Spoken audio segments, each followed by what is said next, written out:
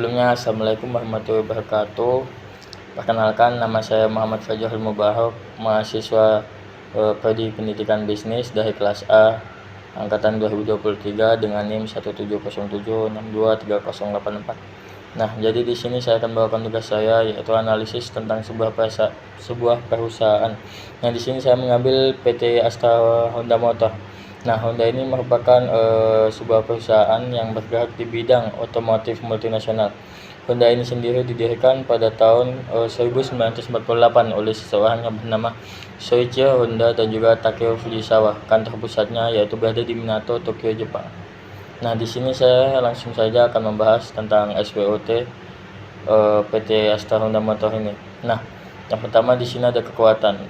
Yang pertama ada teknik produksi yang inovatif.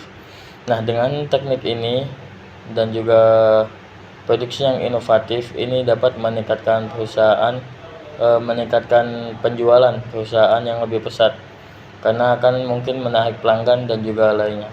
Yang kedua yaitu ada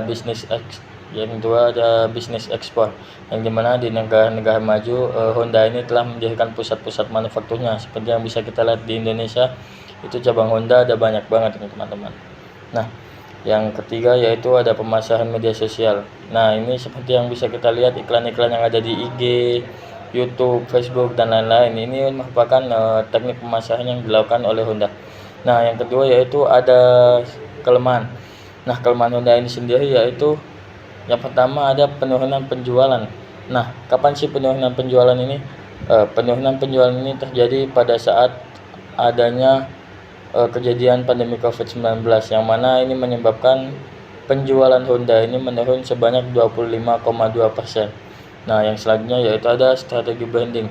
Nah, ini merupakan kelemahan Honda yang dimana mereka masih menggunakan strategi branding yang tradisional lah, yang mana ini bisa berbahaya juga kalau nggak segera diubah apabila ini menjadi strategi yang jangka panjang. Nah, selanjutnya yaitu ada namanya peluang.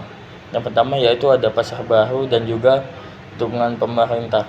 Nah, akibat pandemi kemarin semua perusahaan tuh baik besar maupun kecil itu mengalami kerugian yang besar. Oleh karena itu, pemerintah telah mengambil sebuah inisiatif untuk membantu pembangunan ekonomi negara-negara tersebut. Nah, dengan begitu Honda itu dapat kembali ke jalur perdagangan mereka gitu loh, untuk memperluas penjualan bisnisnya. Nah, yang selanjutnya yaitu ada produksi kendaraan listrik. Yang selanjutnya yaitu ada produksi kendaraan listrik, yang mana kenyataan pahit yang harus dimakan Honda itu bahan bakar fosil itu mulai habis. Nah, demikian rupa sehingga cepatnya namun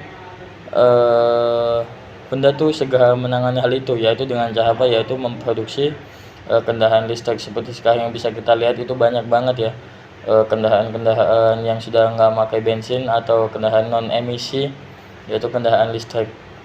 Nah, yang terakhir yaitu ada namanya ancaman. Yang pertama yaitu meningkatnya persaingan. Nah, di dunia otomotif sendiri teman-teman bisa kita lihat persaingan antara Honda, Suzuki, Yamaha, dan lain-lain. Mereka tuh semakin zaman, semakin era tuh semakin mengembangkan teknologi mereka, seperti meningkatkan fitur-fitur pada motor mereka, kualitas mesinnya. Nah, itu akan menjadi sebuah ancaman bagi Honda. Itu akan menjadi ancaman untuk di daya pasar mereka tuh, menyebabkan persaingan yang sangat ketat di antara semua perusahaan tersebut, baik Honda, Suzuki maupun Yamaha. Nah, yang selanjutnya yaitu ada dampak COVID-19, yang mana akibat munculnya pandemi COVID ini penjualan produk Honda sangat terpengaruh karena itu menimbulkan ancaman yang sangat besar terhadap sektor manufaktur dan juga distribusi yang dilakukan oleh Honda ini. Nah, selanjutnya kita akan masuk ke bagian masalah. Ada beberapa masalah yang dialami oleh PT Honda tuh. Yang pertama, digitalisasi proses operasional. Nah, di sini itu ada masalahnya yaitu kurangnya integritas digital pada proses produksi, manajemen, rantai pasok, dan juga logistik. Nah, masalah kayak gini itu tuh bisa diimplementasikan atau dipecahkan, diberikan sebuah solusi IT, yaitu berupa menerapkan IoT dan juga ERP, dan yang paling itu automasi untuk meningkatkan efisiensi. Nah, yang selanjutnya yaitu ada pengalaman pelanggan. Nah, pengalaman pelanggan ini terkadang pelanggan tuh biasanya menginginkan pengalaman digital yang mulus gitu loh. Nah, saat membeli kendaraan maupun menggunakan layanan dari Honda ini, biasanya mereka tuh mengatasi dengan mengembangkan aplikasi di ponsel-ponsel seluler, di platform e-commerce, dan juga sistem manajemen hubungan pelanggan atau CRM yang berbasis AI untuk meningkatkan kepuasan customer ini. Nah, yang ketiga yaitu ada inovasi produk AI dan juga IoT. Nah, inovasi produk berbasis AI dan juga IoT ini adanya kompetisi dalam menciptakan kendaraan yang terhubung dan juga dengan teknologi AI ini. Nah, di era sekarang itu seperti yang kita tahu, apa-apa pasti bergantung dengan yang namanya AI ya teman-teman. Nah, untuk menangani ini, solusi yang dilakukan Honda yaitu mungkin bisa mengintegrasikan teknologi kayak AI untuk kendaraan otonom dan juga sistem navigasi yang cerdas. Nah, seperti yang bisa kita lihat dari Suzuki atau Yamaha, begitu saya lupa. Nah, itu mereka menetapkan atau menggunakan AI dan juga navigasi cerdas. Jadi mereka tuh udah